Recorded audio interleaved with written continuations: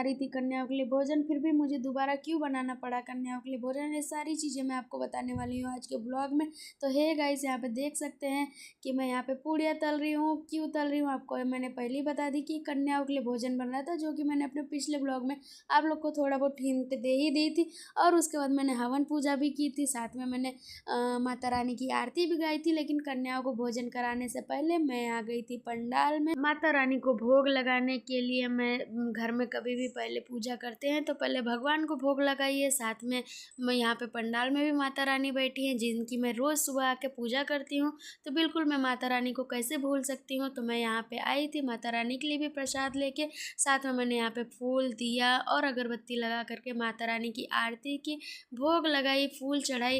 ये सारी चीज़ें करने के बाद से मैं घर गई और घर जाके जब तक कि कन्याएं घर पहुँच चुकी थी उस समय मम्मी ने यहाँ पे कन्याओं को हाथ पैर धुला दिए थे, साथ में घर में सबको अच्छे से बिठा दिए थे। तब तक मैं पहुंची घर और यहाँ पे मैंने कन्याओं के लिए निकाल रही थी भोजन।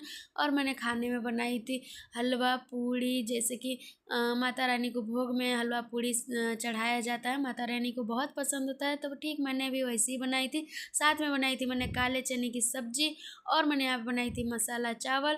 वो मैं बताती हूँ क्यों बनाई थी। लेकिन यहाँ पे देखिए, सबसे पहले तो यहाँ पे माता रानी के नाम की चुंदरी मैंने 9 कन्या को यहाँ पे मैंने बांधी, साथ में आरव जो भैरव बाबा के रूप में बैठने वाला था, लेकिन वो बैठ ही नहीं रहा था। वो इतना बदमाशी कर रहा था कि उठ उठ के चला जा रहा था। किसी तरह मैंने उसे मना वगैरह के बिठाई, बाद में मैंने उसे छोड़ दी, बोली जा। फिर उसके बाद से मैंने किसी तरह लास्ट में उसे 2-3 कवर खाना खिलाई और अपने कन्या माता का सारी पूजा को संपन्न किया। और यहाँ पे देखिए, मैंने पहले तो कन्याओं को चुंदरी बांधी और यहाँ पे टीका लगाई। महावर मम्मी ने लगा दिए थे पहले से ही। महावर माता रानी के श्रृंगार का एक हिस्सा होता है, तो यहाँ पे महावर मम्मी लगा चुके थे और बाकी की चीज़ें मैंने कर दी। साथ में यहाँ पे मैंने बच्चों के लिए ये वाले पत्तल निकाली थी। बिल्कुल पत्तल में ही खाना खिलाना चाहिए, कहा जाता है पत्तल शुभ होता है, थाली में नहीं खिलाना चाहिए। तो मैंने यहाँ पे ये वाले पत्तल में और मैंने यहाँ पे सभी बच्चों को खाना एक एक करके परोसी और सब ने बहुत तारीफ़ किए खाना की, कि बच्चे बोल रहे थे बहुत अच्छा खाना बना है। और मम्मी भी साथ साथ लगे हुए थे। देखिए आप इसमें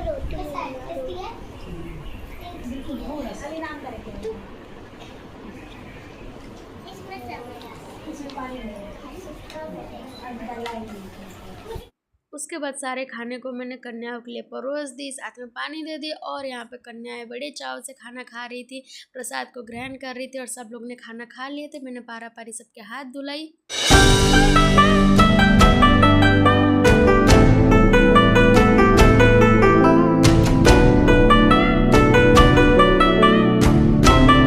और देखिए, यहाँ पे आरव आके बैठ गया था सिर्फ चॉकलेट लेने के लिए, तो उसे मैंने चॉकलेट दी। साथ में सारी कन्याओं को मम्मी और मैंने साथ में प्रसाद कन्याओं को केला पैसा दे करके हमने माता रानी का आशीर्वाद लिया, यानी कि 9 देवियों के रूप में जो बैठी हुई कन्याएं हैं उनका आशीर्वाद लिया। और फिर उसके बाद से यहाँ पे सबको सभी कन्याएं ने आशीर्वाद दे करके अब चली दूसरे घर में, जहाँ पे उन्हें एक और घर जाना था। यानी वो पूरे दिन इसी तरीके से घूमते रहती हैं, सभी घर घर जाके कन्याएं भोजन करती है। और जैसे मैंने पहले बता चुकी थी कि मुझे दोबारा खाना क्यों बनाना पड़ा, तो मैं बता दूं, ये खाना मैं बना रही थी, यानी कि ये प्रसाद मैं बना रही थी पंडाल के लिए। पंडाल में भी 9 कन्या खिलाना था, वो भी आज ही के दिन खिलाना था, 9वीं के दिन।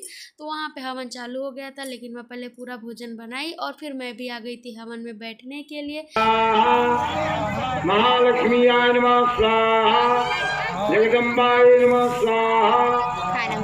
भोजे, तो बिल्कुल हवन करना चाहिए। और यहाँ पे मैंने हवन की, मुझे बहुत अच्छा लगा। अलग ही एनर्जी आती है, अलग ही अनुभव रहता है ये सब चीज़ों का। और 9 दिन कैसे निकल गया कुछ पता नहीं चला। और ये 9वीं के दिन का वीडियो जो कि मैं आज अपलोड कर रही हूँ, मैं नहीं कर पाई थी। आप लोग को मेरे आवाज़ से पता चल ही रहा होगा कि मेरा तबीयत थोड़ा सा ख़राब चल रहा है, लेकिन फिर भी सारी चीज़ें हो गई थी मैनेज। और मैंने उस दिन पूरे दिन सारा खाना वगैरह बनाई और यहाँ पे हवन करे। हवन करने के बाद से फिर यहाँ पे मैं कन्याओं को देखिए बिठा दिए थे सभी लोग, हम लोग बहुत सारे लोग थे यहाँ पे, और सब लोग ने मिलकर यहाँ पे कन्याओं को बिठाए और फिर एक एक करके।